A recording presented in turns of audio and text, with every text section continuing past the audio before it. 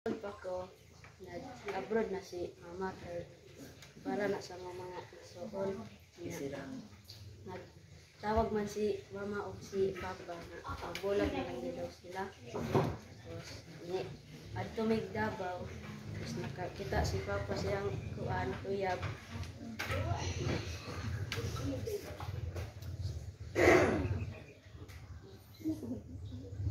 Kuan si mama nakita ko siya iyaha.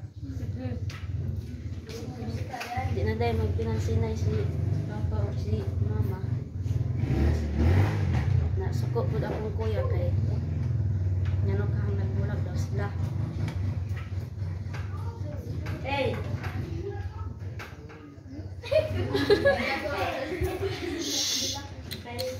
Sabihin siya, ihabi ng moment, diliin mo.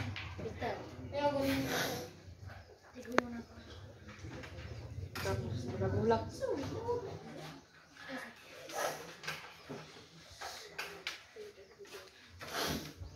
Tapos bulag-bulag pa sa mga ito.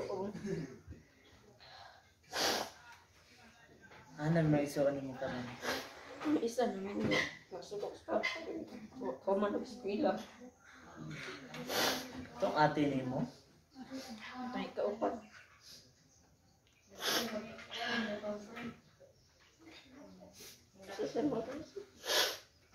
Sa may message mo sa ibang mga classmate nga kuan pa kanang buo pa. Samtang buhay pa yung mga papahuman niya palang kaon.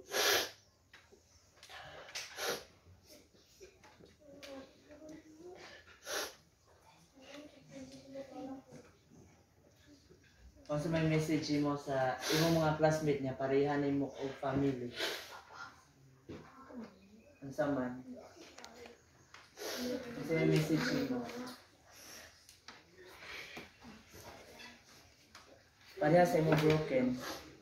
Kung sa may message mo. Kung sa may ika-encourage mo. Nga.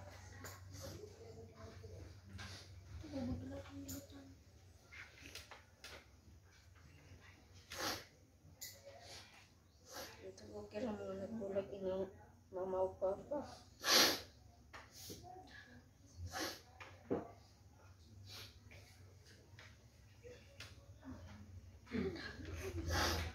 So may message niyo sa imong kaugalingon. Tarog esperar na. Abot na akong kurso na. Sino? Unya kay naguyop nagsugod-sugod naman kag in love. Ha? Niundang na ka? Niundang na? Undang sa para masiman. Okay, clap your hands.